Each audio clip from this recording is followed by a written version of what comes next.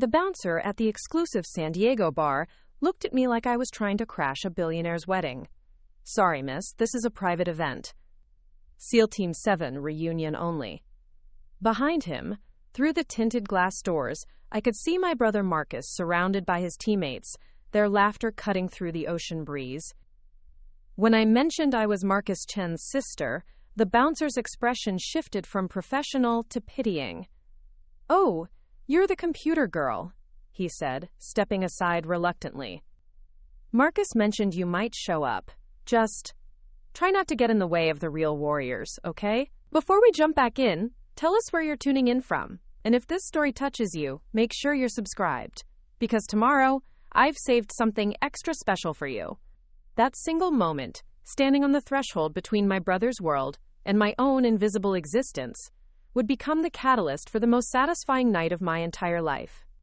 What none of them knew, what Marcus had never bothered to discover, was that his Farby sister had been orchestrating operations that kept his team alive from thousands of miles away. My name is Sarah Chen, and this is the story of how I went from being the family disappointment to watching grown Navy SEALs stand at attention in my presence. The humid California evening wrapped around me like a suffocating blanket as I stepped into the crowded bar. The Anchor's End was one of those places that screamed military brotherhood, with its weathered wooden walls covered in unit patches, faded photographs of deployed teams, and the kind of masculine energy that made civilians feel like intruders. Tonight, it was packed with current and former members of SEAL Team 7, celebrating another successful deployment to the Horn of Africa. I spotted Marcus immediately. At 32, he commanded attention effortlessly, his broad shoulders and confident posture drawing people into his orbit like gravity. He was regaling a circle of his teammates with what I assumed was another embellished tale of their recent mission, his hands animated as he described some tactical maneuver. The group hung on his every word, and I felt that familiar pang of being on the outside looking in. Growing up as Marcus Chen's older sister had been an exercise in perpetual second place. While I excelled academically, graduating valedictorian and earning a full scholarship to MIT, Marcus was the one who captured our parents' imagination. He was the athlete, the charmer, the son who chose the path of obvious heroism. When he announced his intention to become a Navy SEAL, our father, a former Marine drill instructor, had tears of pride in his eyes. When I told them I was pursuing a career in cybersecurity and intelligence analysis, the response was a polite nod and a suggestion that I find a nice, stable government job. "Sarah," Marcus called out when he finally noticed me, his voice carrying that particular tone he used when he was already 3 beers in. "Guys, this is my big sister, the one I told you about." He threw an arm around my shoulders, and I could smell the mixture of beer and that cologne he'd worn since high school. "She's the family genius. Works for some contractor in D.C. doing computer stuff for the government." The circle of SEALs turned their attention to me, and I felt the familiar weight of being measured and found wanting. These were men who jumped out of helicopters into hostile territory, who could kill with their bare hands, who embodied everything our society considers heroic. I was a woman in a simple black dress who spent her days staring at screens in windowless rooms. "Computer stuff," echoed Jake Morrison, Marcus's swim buddy, with barely concealed amusement. He was the kind of guy who probably peaked in high school football and never quite got over it. That sounds safe. The word dripped with condescension, and the other team members chuckled. "Actually," I began, trying to inject some pride into my voice, "I work in intelligence analysis." "It's quite intelligence analysis," interrupted Tommy Rodriguez, another teammate whose biceps strained against his polo shirt. "So like, what? You read reports all day? File paperwork?" He turned to Marcus with a grin. "Dude, remember that time in Mogadishu when we had to extract that asset with zero intel support? Your sister could have been real helpful there, typing up a nice summary after the fact." The laughter that followed felt like a physical slap. Marcus, instead of defending me, joined in. "Hey, someone's got to do the desk jobs, right? Not everyone can handle the real action." He ruffled my hair like I was still 12 years old. "Sarah's always been more of the books type. Remember, sis, how you used to hide in your room reading while I was out playing football? The memory he referenced was accurate but cruel in its simplicity. Yes, I had spent time in my room, but I wasn't hiding. I was teaching myself programming languages, studying cryptography, devouring everything I could about signals intelligence and cyber warfare. While Marcus was throwing touchdowns at Friday night games, I was already building the foundation of a career he couldn't begin to comprehend. That's so sweet, chimed in Lisa, the wife of one of the team members, her voice saccharine with false sympathy. It must be nice having a stable, quiet job. No stress, no danger. I bet you get great work-life balance. She exchanged a meaningful look with the other wives present, all of whom had married men who regularly deployed to the world's most dangerous places. The conversation moved on, as conversations do, but I remained trapped in that circle of dismissal. For the next hour, I watched as Marcus and his teammates traded war stories, each tale more harrowing and heroic than the last. They spoke of firefights in Afghan villages, of high-value target captures, of split-second decisions that saved American lives. Their language was peppered with military jargon and inside jokes that excluded me as effectively as a locked door. When the topic turned to their recent deployment, Marcus became particularly animated. So there we were, he said, setting his beer down for emphasis. 30 clicks from the extraction point, no comms with headquarters, and intel that was completely worthless. We had to make the call ourselves, trust our training and our instincts. That's what separates the operators from the support staff, added Jake, shooting a glance in my direction. When the chips are down, it's not about what you know from a computer screen. It's about what you can do with your hands, your weapons, your team.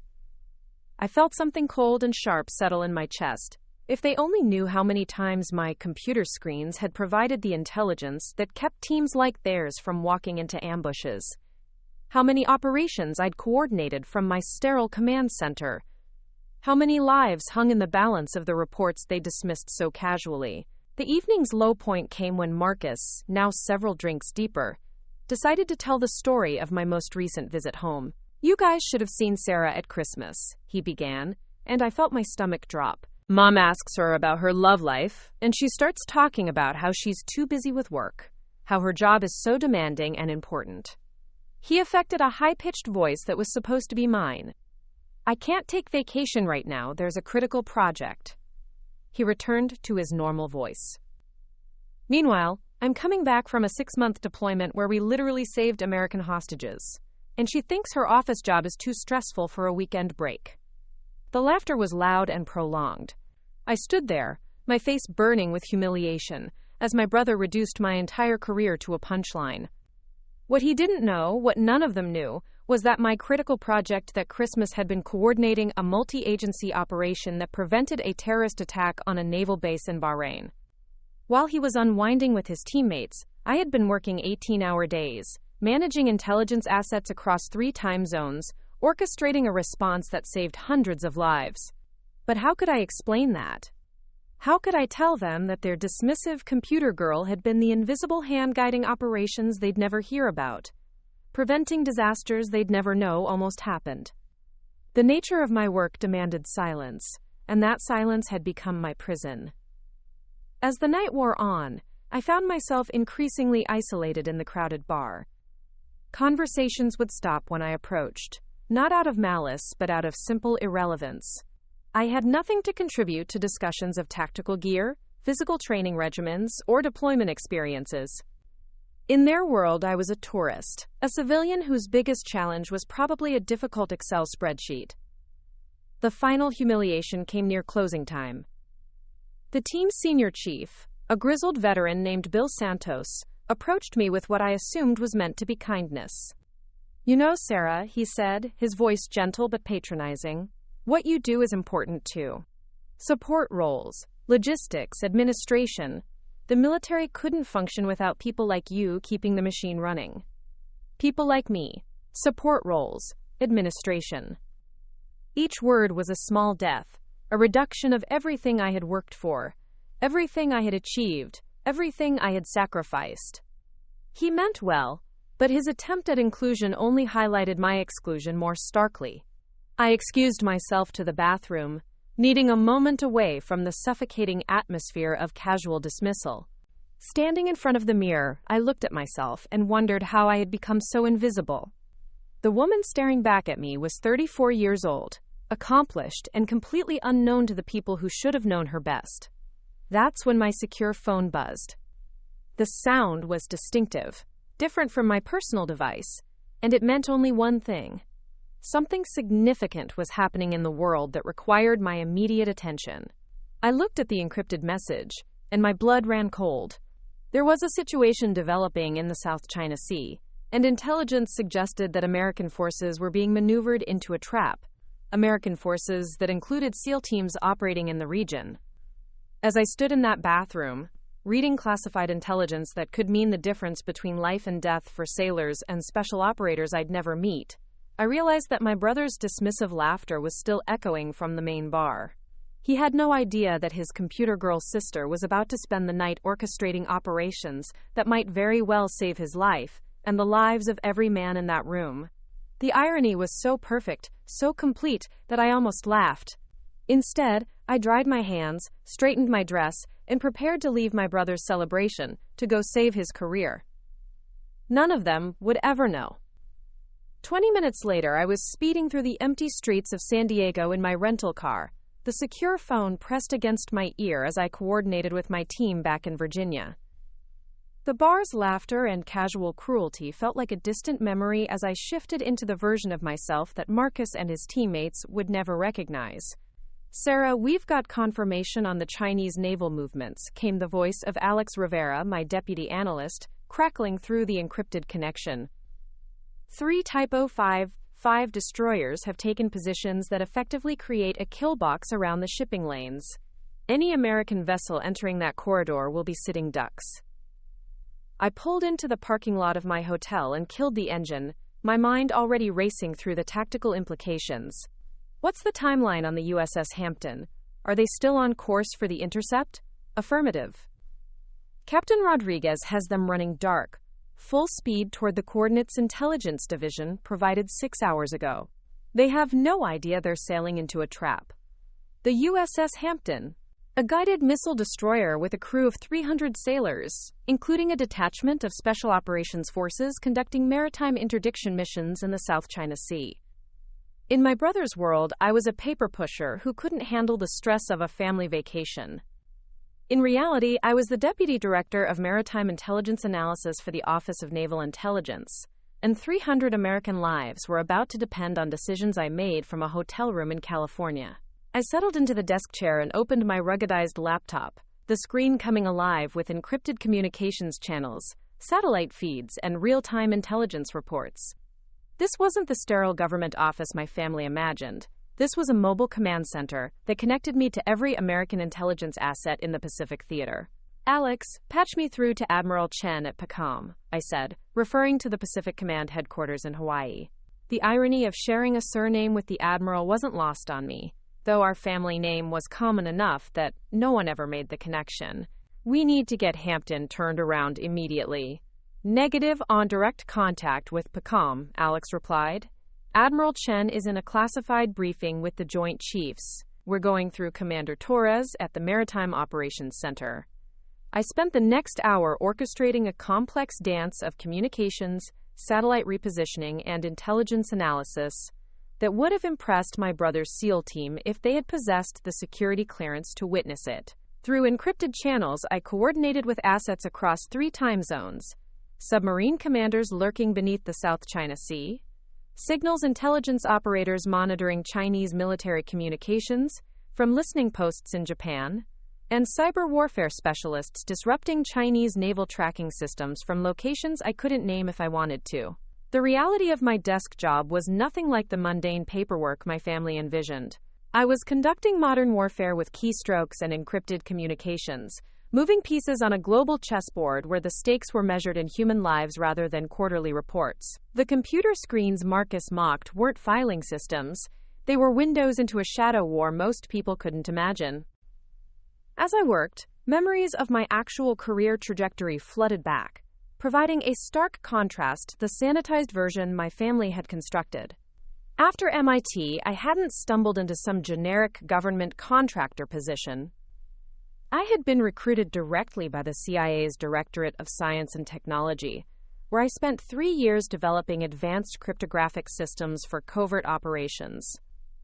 My specialty wasn't computer stuff, but rather signals intelligence and maritime threat assessment, fields so classified that most of my own colleagues didn't know the full scope of my work.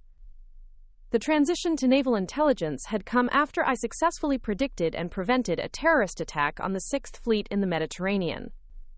While Marcus was still in his second year of SEAL training, learning to tie knots and navigate obstacle courses, I was briefing admirals on asymmetric threats and coordinating with international intelligence agencies to map terrorist financing networks across 4 continents.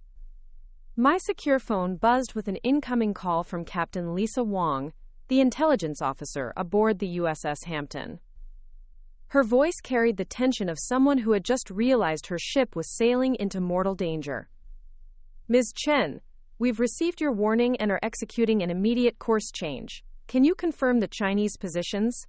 I pulled up the satellite feeds, showing the Chinese naval formation. 3 destroyers arranged in a perfect triangle, their radar signatures creating overlapping fields of coverage that would detect and target any American vessel foolish enough to enter their operational area. "Captain Wong, I'm sending you updated coordinates now. The plan has positioned their assets to create a classic anvil formation. They're not just trying to intercept you, they're trying to force a confrontation in international waters." "Understood. What's our recommended course of action?" This was the moment that defined my career. The reason I had sacrificed personal relationships and family understanding for security clearances and classified responsibilities. 300 American sailors were relying on my analysis, my ability to see patterns and predict enemy movements from thousands of miles away. "Captain, I need you to alter course to bearing 270 and reduce speed to 12 knots. There's a weather front moving through the area that will provide natural concealment. My team is coordinating with 7th Fleet to position additional assets for support, but right now, stealth is your best defense." As Captain Wong acknowledged the orders and began maneuvering her ship away from the trap, I couldn't help but think about the conversation that had taken place just hours earlier at the bar. Marcus and his teammates had laughed about intelligence analysts, dismissing us as support staff who filed reports after the real warriors had done the dangerous work. They had no concept that their computer girl was orchestrating operations that prevented wars from starting, that the boring desk job they mocked required split-second decisions with global implications. The next several hours blurred together in a haze of encrypted communications, satellite repositioning, and strategic analysis. I coordinated with teams in Hawaii, Virginia, and Washington, D.C., tracking Chinese naval movements, while simultaneously monitoring North Korean submarine activity and analyzing intelligence reports from agents embedded in maritime shipping companies across Southeast Asia. At 3 a.m, I received confirmation that the USS Hampton had successfully evaded the Chinese trap and was proceeding to complete her mission with additional escort vessels. 300 American lives had been saved by decisions made from a hotel room in San Diego, orchestrated by a woman her own family considered too fragile for real military service. But the Hampton incident was just the most recent in a career filled with invisible victories. There was the time I had identified a pattern in shipping manifests that revealed a weapons smuggling operation funding terrorist activities in the Philippines. While Marcus was learning close-quarters combat techniques, I was coordinating with Filipino intelligence services to intercept arms shipments that would have killed dozens of civilians.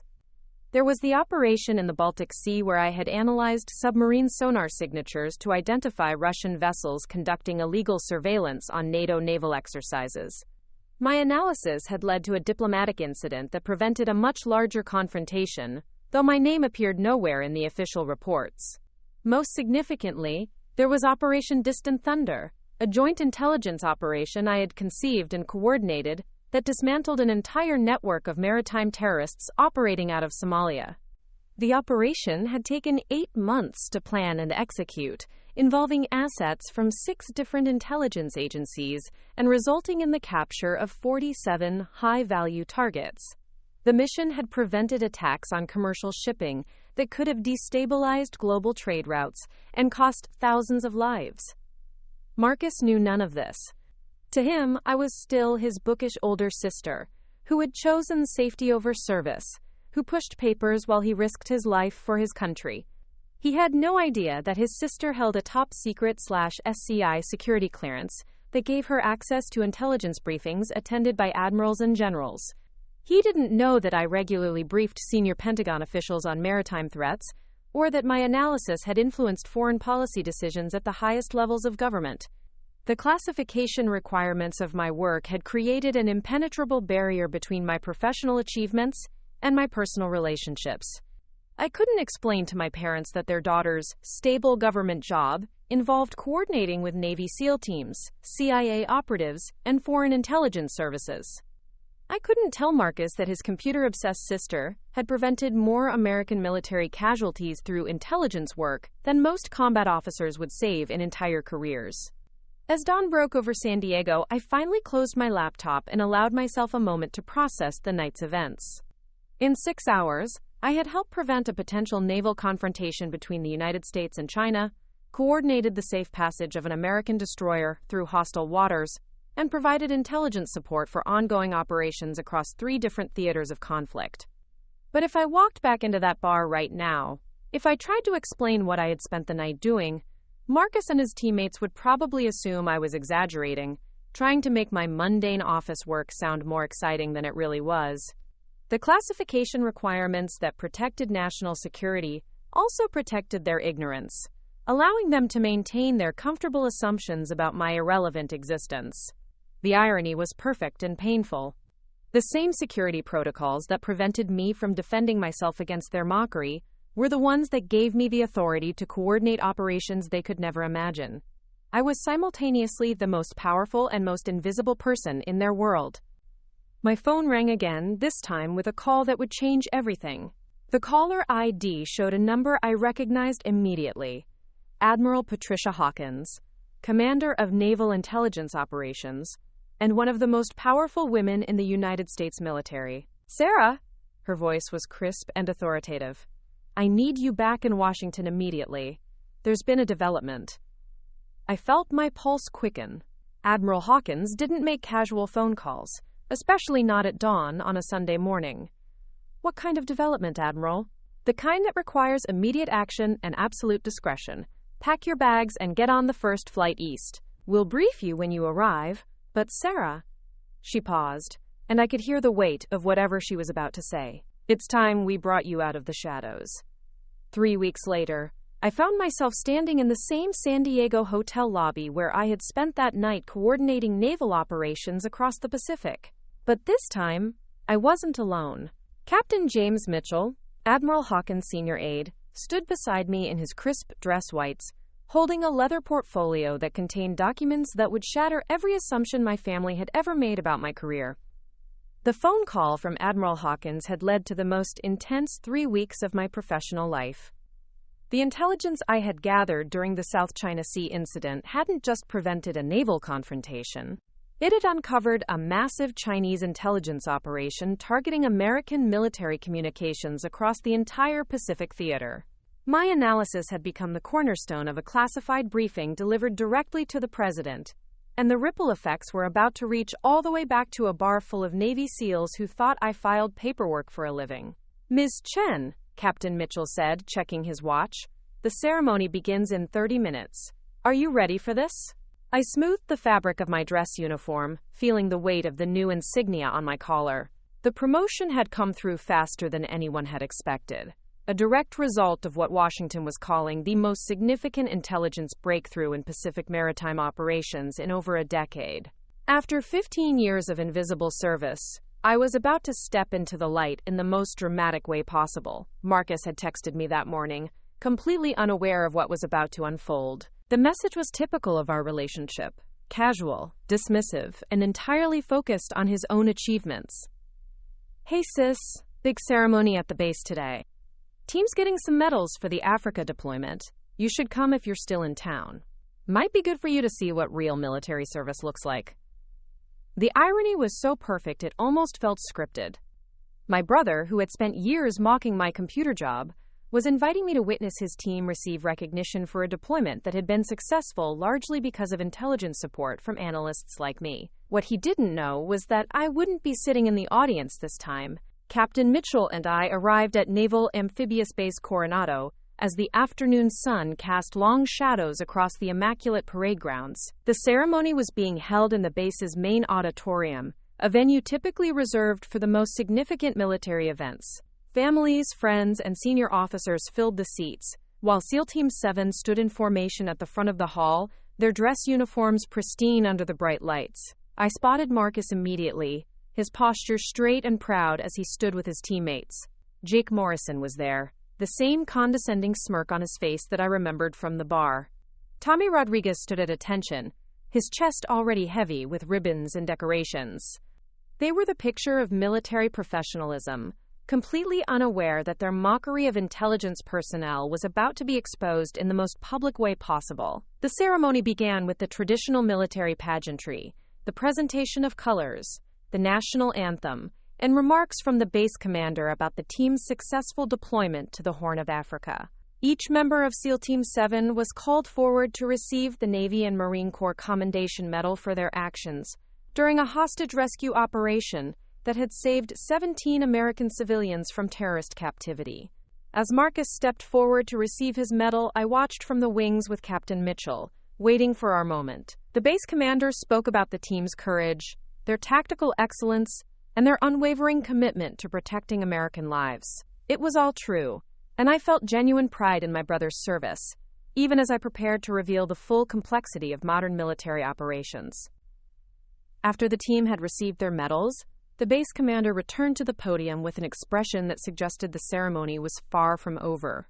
"Ladies and gentlemen," he announced, his voice carrying easily through the auditorium, "we have a special presentation today, one that highlights the integrated nature of modern military operations and the vital importance of intelligence support in keeping our warriors safe."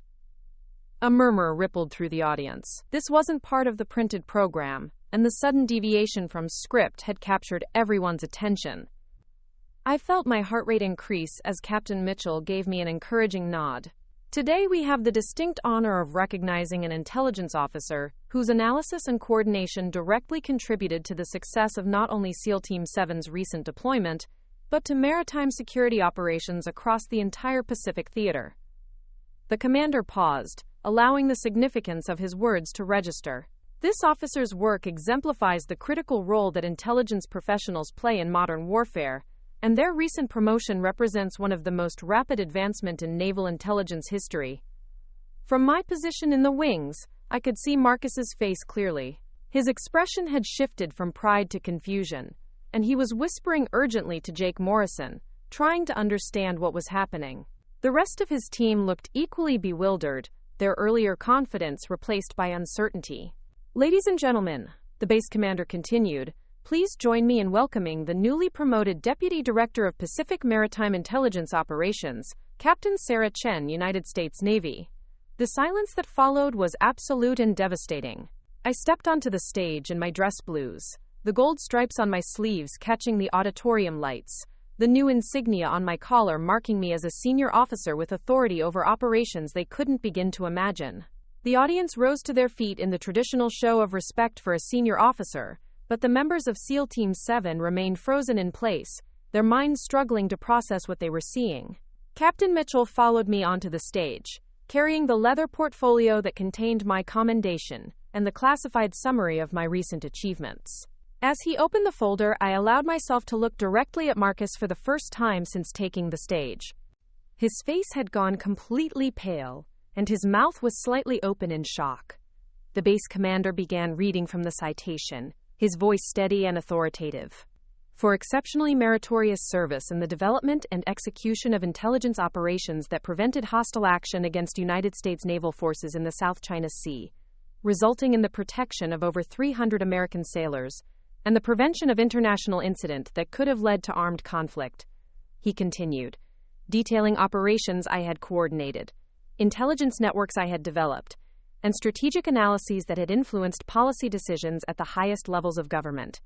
With each accomplishment he read, I watched the members of SEAL Team 7 sink deeper into the realization of how profoundly they had misunderstood my career. Captain Chen's innovative approach to maritime intelligence analysis has revolutionized how the Navy conducts operations in contested waters. Her work has directly resulted in the successful completion of 17 high-risk missions, the interdiction of 43 illegal weapons shipments, and the prevention of multiple terrorist attacks on civilian maritime targets. As the citation continued, I noticed movement in the audience. Senior officers were taking notes, clearly impressed by the scope of my achievements. Families were whispering to each other, trying to process the disconnect between the unassuming woman they might have met at social gatherings and the accomplished intelligence officer being recognized on stage. When the commander finished reading the citation, he turned to me with genuine respect. "Captain Chen, your service exemplifies the highest traditions of naval intelligence. Your recent promotion to Deputy Director is well-deserved recognition for your exceptional contributions to national security." The applause that followed was thunderous, but I barely heard it. Preparing and narrating this story took us a lot of time, so if you are enjoying it, subscribe to our channel. It means a lot to us. Now back to the story.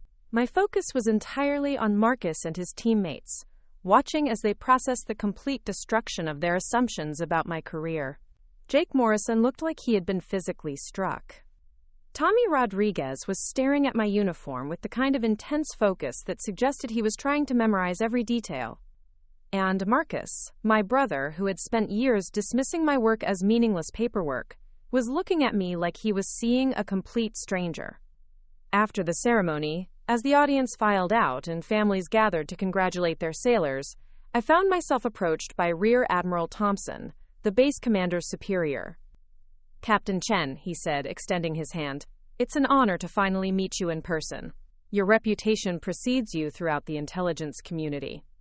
"Thank you, Admiral," I replied, accepting his handshake while remaining acutely aware of my family's presence nearby. "I understand you'll be taking over the new Pacific Threat Assessment Division," he continued. "That's a critical position, especially given the current maritime tensions. We're fortunate to have someone with your expertise in that role." It was then that Marcus finally approached, his teammates trailing behind him like uncertain shadows. His dress uniform was perfect, his posture military straight, but his eyes held a confusion so profound, it was almost painful to witness. "Sarah," he said, and for the first time in years, there was no condescension in his voice. We had no idea. Your rank, your position. How long have you been?" 15 years, I replied simply, allowing the weight of that number to settle between us. 15 years of operations you never heard about, briefings you couldn't access, and decisions that affected missions around the world. Jake Morrison stepped forward, his earlier arrogance completely absent. "Ma'am," he said, the respectful address sounding strange coming from someone who had mocked my career just weeks earlier. "We owe you an apology. We didn't understand." "No," I said, my voice steady and professional. "You didn't. But that's the nature of classified work. The most important operations are the ones nobody ever hears about." Tommy Rodriguez cleared his throat nervously. "Captain, that deployment to Africa, the one we just got medals for, did you have anything to do with the intelligence support we received?" 6 months later, I was sitting in my new office at the Pacific Fleet Intelligence Center in Pearl Harbor, watching the sun set over the harbor through floor-to-ceiling windows that offered a panoramic view of one of the most strategically important naval bases in the world. The walls were lined with secure communications equipment, multiple classified computer terminals, and a series of large monitors displaying real-time intelligence feeds from across the Pacific theater. This wasn't the sterile cubicle my family had imagined. It was the nerve center of American maritime intelligence operations in the world's largest ocean. The transition to my new role as Deputy Director of Pacific Maritime Intelligence Operations had been seamless, but the personal transformations that followed the ceremony at Coronado had been far more complex and meaningful. The revelation of my true career had fundamentally altered not just how my family saw me, but how I saw myself within the context of our relationships. My secure phone buzzed with an incoming call from Commander Lisa Park, the intelligence officer aboard the USS Roosevelt, currently operating in the Philippine Sea. "Captain Chen," her voice crackled through the encrypted connection, We've intercepted communications suggesting coordinated submarine activity in the Luzon Strait. Request immediate analysis and threat assessment. I pulled up the relevant intelligence files on my primary monitor while simultaneously opening communication channels with our listening posts in Guam and Japan. Commander Park, I'm seeing the same signatures on our regional monitoring systems. Stand by for detailed analysis and recommended courses of action. This was my world now, openly acknowledged and properly resourced. The days of coordinating critical operations from hotel rooms and hiding my achievements behind classification barriers were over. I commanded a staff of 37 intelligence analysts, maintained direct communication links with every major Pacific Fleet unit, and briefed senior Pentagon officials twice weekly on maritime threats across the region. As I worked through the submarine analysis, my personal phone chimed with a text message from Marcus. The nature of our communication had transformed completely since the ceremony. Where once his messages had been casual and condescending, they now carried a respectful tone that acknowledged the complexity of my responsibilities. Sarah, quick question when you have a moment. Teams preparing for deployment to Southeast Asia next month. Any general intel considerations we should be aware of for maritime operations in that region? Not asking for classified details, just wondering if there are public threat assessments we should review. I smiled at the careful way he phrased the request, showing both his newfound respect for my expertise and his understanding of security protocols. 6 months ago, he would have assumed that my computer job had nothing to offer his tactical planning. Now he actively sought my professional input, even within the constraints of classification requirements. After completing the submarine threat analysis and coordinating the Roosevelt's adjusted patrol route, I called Marcus back using my personal phone. The conversation that followed would have been impossible before the ceremony, built as it was on mutual professional respect rather than familial obligation.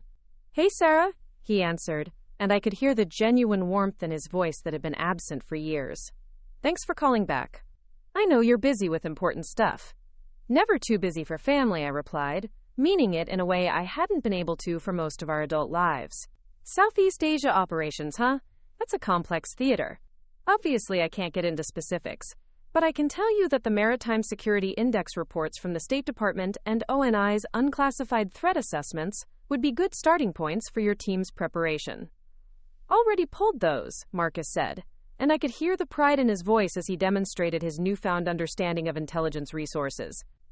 Jake's been reading everything he can get his hands on about regional maritime threats.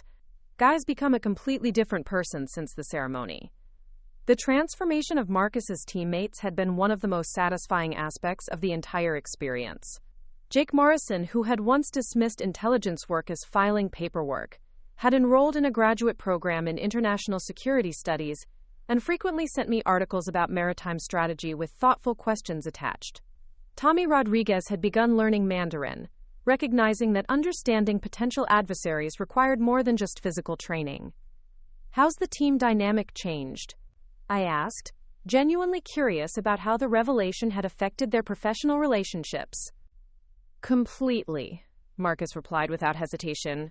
"Before, we had this attitude that intel people were just support staff who handed us reports after we did the real work. Now we understand that modern operations are collaborative from the ground up. We're not just receivers of intelligence, we're contributors to a larger analytical process." This shift in perspective represented exactly what I had hoped would result from bringing my work into the open. The artificial divide between operators and analysts, between combat personnel and intelligence professionals, had always been counterproductive to military effectiveness. The ceremony had forced a reckoning with those outdated assumptions. "Sarah," Marcus continued, his voice taking on a more serious tone, "I need to tell you something, and I want you to hear it from me directly.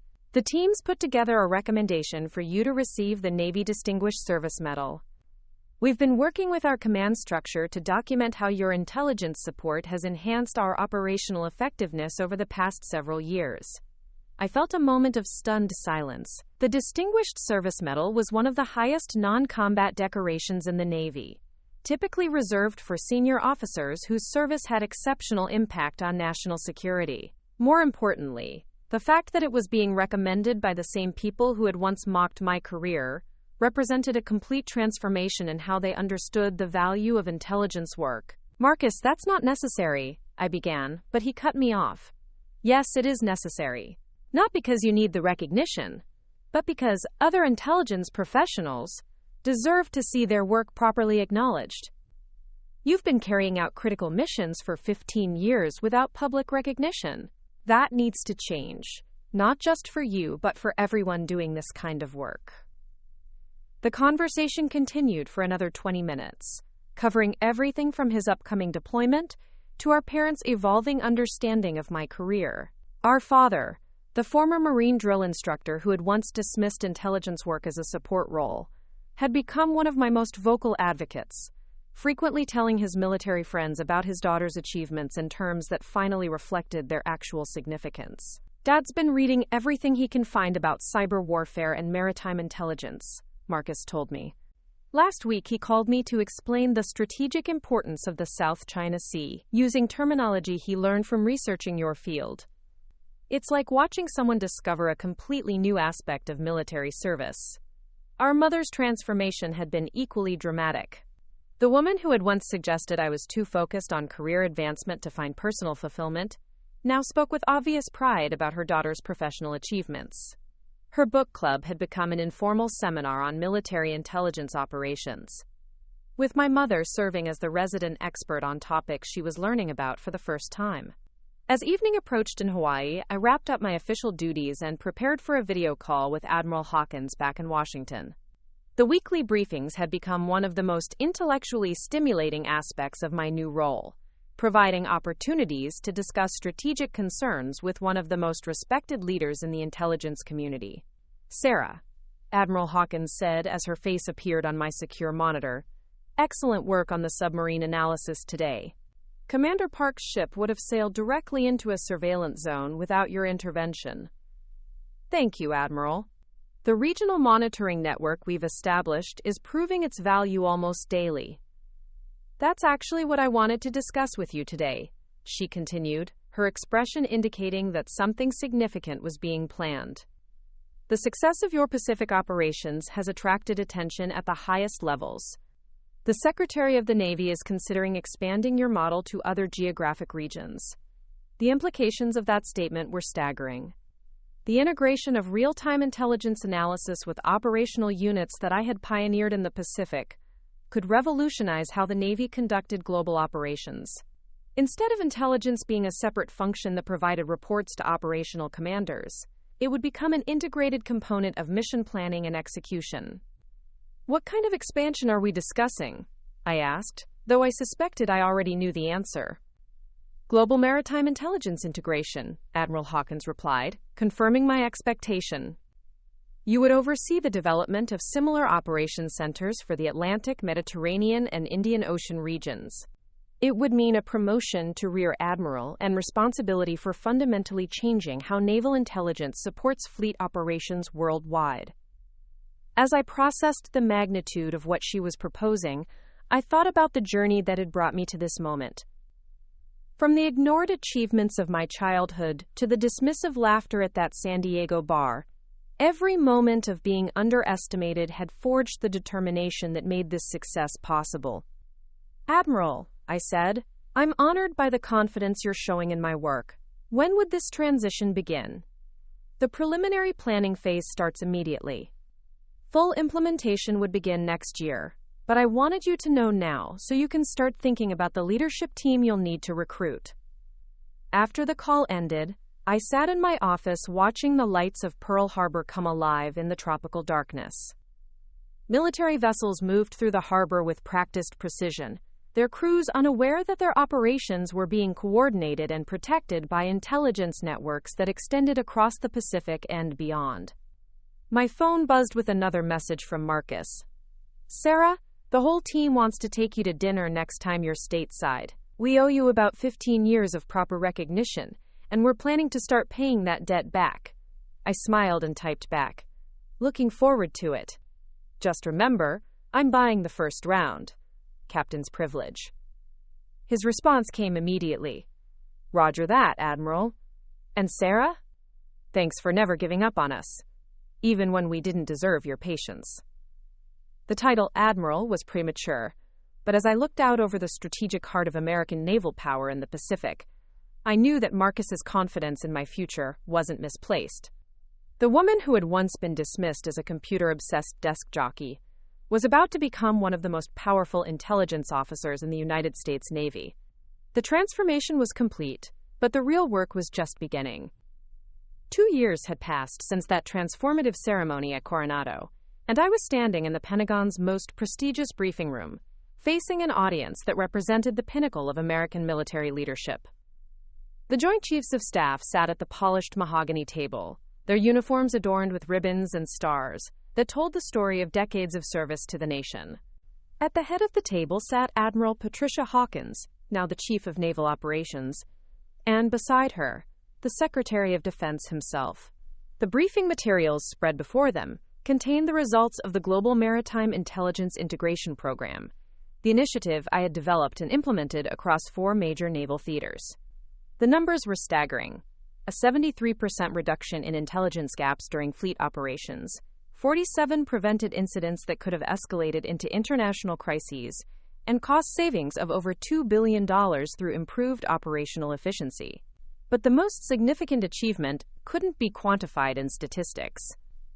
The cultural transformation within naval intelligence operations had fundamentally changed how the Navy approached modern warfare, breaking down the artificial barriers between operators and analysts that had hindered effectiveness for generations.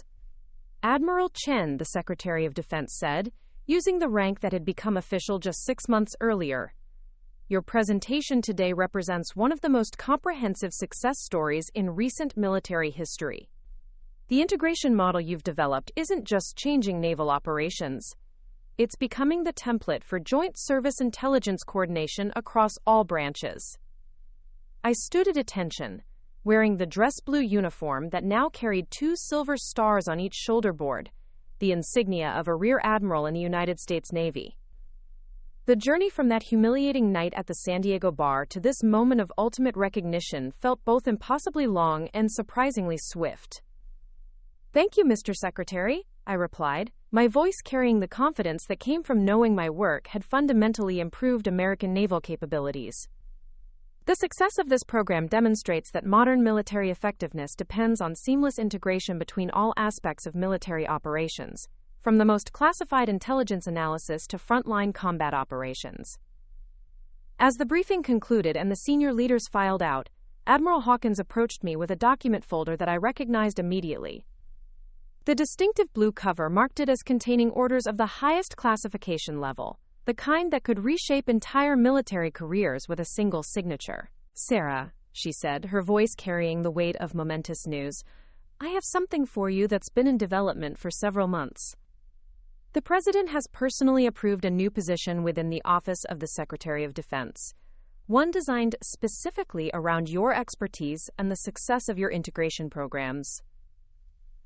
She handed me the folder, and as I opened it, I felt my breath catch. The orders designated me as the first Director of Joint Intelligence Operations, a newly created position that would oversee intelligence integration across all military branches. It was a role that carried the rank of Vice Admiral, making me one of the youngest 3-star officers in modern naval history. "This position reports directly to the Joint Chiefs," Admiral Hawkins continued, "and carries responsibility for implementing your integration model throughout the entire Department of Defense. You'll have a budget of over $500 million and authority to coordinate intelligence operations across every geographic command." As I processed the magnitude of what she was offering, my mind flashed back to all the moments when my work had been dismissed as irrelevant support activity. The teenage girl who had been ignored at family barbecues, the young officer whose achievements had been minimized by relatives who couldn't understand classified work, the woman who had been mocked by her brother's teammates for having a desk job. That person felt like a ghost from another lifetime. "Admiral Hawkins," I said, carefully controlling my voice to hide the emotion threatening to overwhelm me, "I'm honored by this opportunity and ready to accept the responsibility." "Excellent," she replied with a smile that conveyed both professional satisfaction and personal pride. "Your change of command ceremony is scheduled for next month at the Naval Academy. I believe you have some personal history with that location." The irony was perfect. The same institution where I had once been turned away at the gate would now host my promotion to one of the most powerful intelligence positions in the American military. The symmetry felt like the universe's way of providing the ultimate vindication. 3 weeks later, I found myself back at the Naval Academy, but this time as the center of attention rather than an unwelcome intruder. The ceremony was being held in the Academy's historic Memorial Hall, its soaring ceilings and marble columns providing a backdrop that spoke to generations of naval service and sacrifice. The guest list read like a directory of American military and political leadership. Senators from the Armed Services Committee sat alongside 4-star generals and admirals from every major command. Intelligence officials from agencies I couldn't name publicly filled several rows, their presence a testament to the significance of the position I was about to assume. But the guests I was most interested in seeing occupied a small section near the front of the hall. My parents sat with expressions of obvious pride, their faces beaming with the kind of parental satisfaction that had been absent during my childhood achievements. My father, the former Marine drill instructor who had once dismissed intelligence work as a support role, wore his dress uniform with ribbons earned decades earlier, but his focus was entirely on his daughter's success. Marcus sat with his wife and 2 young children, having taken leave from his current deployment specifically to attend the ceremony. Beside him sat the members of SEAL Team 7, the same men who had mocked my career at that San Diego bar 2 years earlier. Their presence represented more than personal growth. It symbolized the cultural transformation that had occurred throughout the Naval Special Operations community. As the ceremony began with the traditional military honors, I reflected on the journey that had brought me to this moment.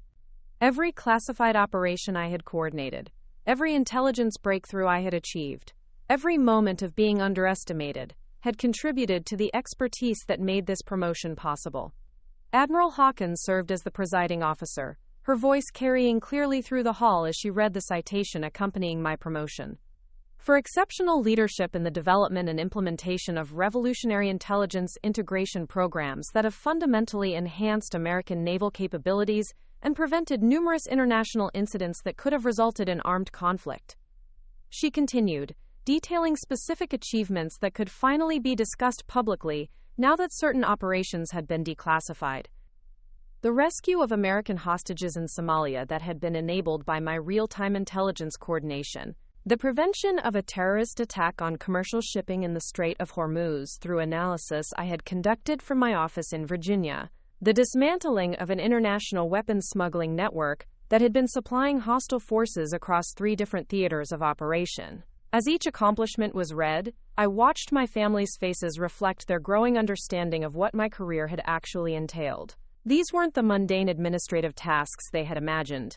They were operations that had saved lives, prevented wars, and protected American interests around the world. When Admiral Hawkins called me forward to receive my new rank insignia, the entire audience rose to their feet in the traditional show of respect for a senior officer. But this time, instead of the confused silence that had marked my first public recognition, the applause was thunderous and sustained. The 3 silver stars of a vice admiral felt substantial as they were pinned to my shoulder boards, each one representing not just personal achievement, but the validation of an entire approach to military intelligence that I had pioneered. I was no longer just an individual success story. I had become the symbol of a new era in military operations. During the reception that followed, I found myself approached by a steady stream of senior officers, intelligence officials, and political leaders who wanted to discuss the implications of my new role. Each conversation reinforced the significance of what I was about to undertake and the confidence that the military leadership had in my ability to succeed. But the most meaningful interaction came when Marcus approached me with his teammates, their expressions carrying a mixture of pride, respect, and something that looked remarkably like awe. "Admiral Chen," Jake Morrison said, using my new rank with perfect military protocol.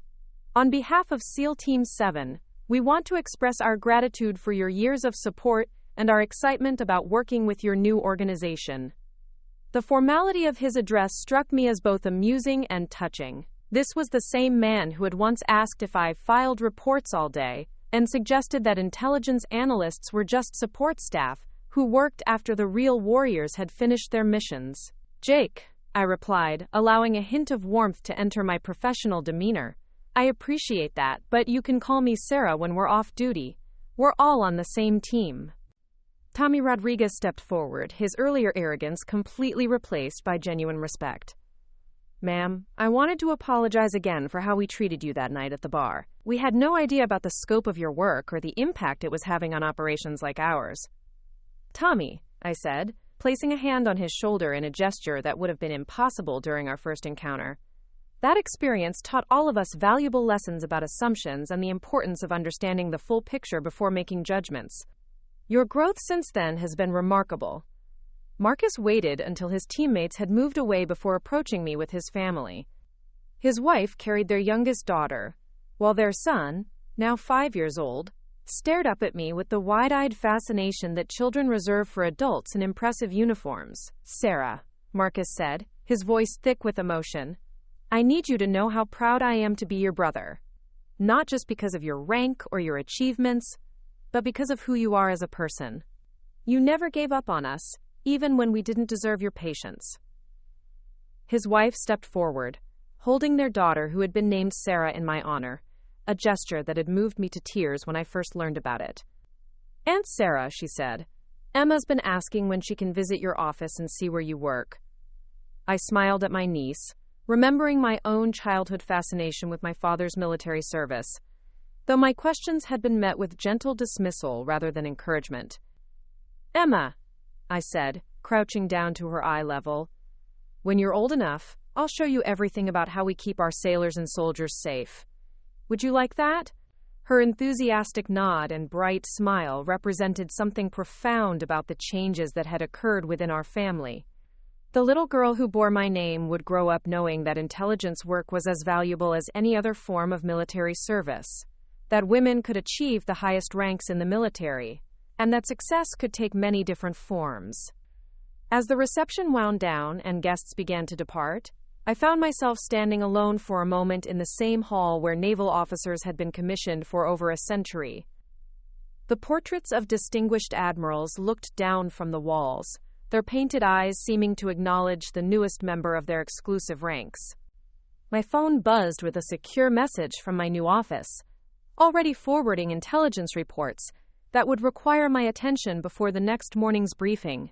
The responsibilities of my new position were vast and immediate, spanning operations from the Arctic Circle to the Southern Ocean, involving assets and personnel I would coordinate but never meet. But as I prepared to leave the academy and begin this new chapter of my career, I allowed myself a moment of quiet satisfaction. The journey from being dismissed as a computer girl to becoming one of the most powerful intelligence officers in the American military had been long and often painful. But it had forged capabilities and perspectives that made me uniquely qualified for the challenges ahead. The cultural transformation that had begun with my family and extended through the special operations community was now spreading throughout the entire military establishment. Intelligence professionals were no longer seen as support staff who filed reports after the real work was done. They were recognized as integral partners in every aspect of military operations. As I walked toward my waiting car, Admiral Hawkins fell into step beside me. Sarah, she said, you should know that your story has become legendary within the intelligence community. Officers across all branches are using your career as an example of what's possible when dedication meets opportunity. Thank you, Admiral, I replied, but I hope the real lesson people take from this is that every form of military service has value, and that we're most effective when we work together rather than in isolation. That's exactly the lesson, she agreed, and it's one that will define military operations for generations to come. 6 months into my new role, I was commanding intelligence operations that spanned the globe, coordinating with assets in over 40 countries and briefing the president weekly on threats and opportunities. The desk job that had once been mocked by my brother's teammates now involved decisions that could influence the course of international relations. The transformation was complete, but the mission continued. Every classified report I reviewed, every operation I coordinated, every briefing I delivered, carried the weight of lessons learned during years of being underestimated and dismissed. The woman who had once been turned away at a security checkpoint was now responsible for the safety and success of every American military operation conducted around the world. The story had come full circle, but it was also just beginning. The future held challenges that would test every capability I had developed, every lesson I had learned, and every relationship I had rebuilt. But for the first time in my career, I faced those challenges with the full recognition and support of the institution I served, surrounded by colleagues who understood and valued the work we did together. The ghost who had once operated in the shadows had finally stepped into the light, and the view from here was extraordinary. Up next, you've got 2 more standout stories right on your screen. If this one hit the mark, you won't want to pass these up. Just click and check them out.